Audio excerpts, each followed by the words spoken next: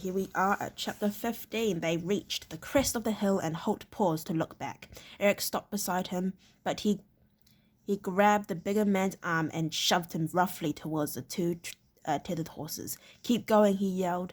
In the valley below them, he could hear alarm horns sounding and, faintly, the sound of shouting closer to hand. On the slope of the hill below, he could see movement among the trees as those Temujai who had been concealed in listening posts around the hillside now broke cover and headed uphill in pursuit of the two intruders. "Damn hornet's nest," he muttered to himself. He estimated that there must be at least half a dozen riders on the hill below him, heading upwards. A larger party was obviously forming in the camp itself, with a view to heading round the base of the hill and catching him and Eric between two pursuing forces. Alone and mounted on Albert, he was confident that he could outrun them easily, but burdened by this Canadian, he wasn't so sure. He'd seen the man's skill as a rider, which was virtually non-existent. Eric seemed to stay in the saddle by virtue of an enormous amount of willpower, and precious little else. Holt knew that he would have to come up with some kind of delaying tactic to slow the pursuit down and give him and Eric time to make it back to the largest Canadian force. Strangely, although they had been nominal enemies up until now, the thought of abandoning this Canadian to the pursuing Temujai riders never occurred to him. He looked back to where they had tethered Eric's horse. Albert, of course, needed no tethering. He saw with some slight satisfaction that the wolf-ship skipper had managed to clamber into the saddle and was sitting clumsily astride his small shaggy mount. Holt waved a hand now in an unmistakable gesture to him. "Get going," he yelled. "Go, go, go!" Eric needed no second bidding. He wheeled the horse to face downhill, swaying dangerously out to one side as he did so and managing to retain his seat only by grabbing at the mane and gripping with his powerful legs round the horse's barrel of a body. Then, half in and half out of the saddle, he drove the former Temujai mount down the slope, skipping and sliding in the soft, wet snow, swerving dangerously among the trees. At one stage, Eric neglected to duck as the horse drove under the snow-laden lower branches of a huge pine. There was an explosion of snow, and both horse and rider emerged coated in thick white powder. Holt swung smoothly. Sorry, I'm just itching my eye. Smoothly into Elva's saddle, and the little horse spun neatly, moving at a dead gallop almost before he could draw breath. Holt sat easily as Elva skidded and regained his footing, gaining on the other horse and rider with every stride. "He'll be lucky to survive another 50 meters, Holt thought, as Eric's mount, half out of control, swerved and skidded and slipped among the trees. It seemed only a matter of time before both horse and rider collided full tilt with one of the large pine trunks. He urged Albert to a greater effort, and the horse responded instantly. They drew level with the plundering horse and rider, and Holt, leaning down to one side, was able to grab the trailing reins. Eric had long since abandoned them and was clinging for dear life on the saddle bow. Now, at least, Holt could exercise some small control over the headlong plunging of the other horse. Albert stood sure-footed and agile, led them through the trees, and Holt left the choice to him entirely. The lead rein jerked and tugged at his arms, but he clung to it desperately, forcing the other horse to follow in Albert's tracks. Albert, as he had been trained to do, chose the most direct and, at the same time, the clearest path down the mountain. They were 2/3 of the way down now, and Holt was beginning to feel more positive about their chances of escape when he heard shouting and the sound of those damn horns from the hill's crest behind them. He glanced quickly back, but the thickly growing trees obscured his view. Nonetheless, he knew that the sudden burst of sound heralded the appearance of the pursuing Temujai at the top of the mountain. And he knew that it was only a matter of time before they would overwhelm him, just as he had overhauled bulky Canadians on the small horse. A thin branch ripped across his face, bringing tears to his eyes and punishing punishing him for taking his eyes from the direction he was heading. He shook his head to get rid of the accompanying shower of snow that the branch had brought with it. Then, seeing the way ahead was clear, he turned briefly again to call encouragement to Eric. Keep hanging on, he yelled. And the Scananian promptly did exactly the opposite, releasing his grip with one hand so that he could wave an acknowledgement. Don't worry about me, he yelled. I'm doing fine. Holt shook his head. Frankly, he'd seen sacks of potatoes that could sit on a horse better than Eric. He wondered how the Canadians ever managed to keep his feet on the heaving deck of a wolf ship. The trees were thinning around them now, he noticed. Then he heard the braying note of one of the Timijai horns out to their left, and realized that the first of the parties coming round the base of the mountain from the encampment must be close to heading them off. It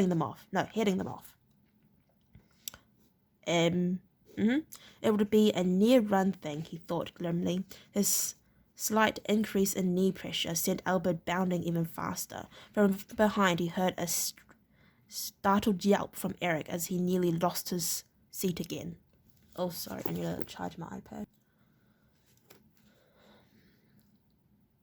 Another quick glance told him that this Canadian was still mounted, and they broke out onto the level ground between the hills. He had been right. It was a close-run race. The leading riders of the Timijai party swept into sight on the flat ground between the hills. They were barely 200 meters away. Holt dragged Eric's horse round brutally, touched Albert with his heels, and set the two horses galloping back along the tracks they had followed earlier in the day.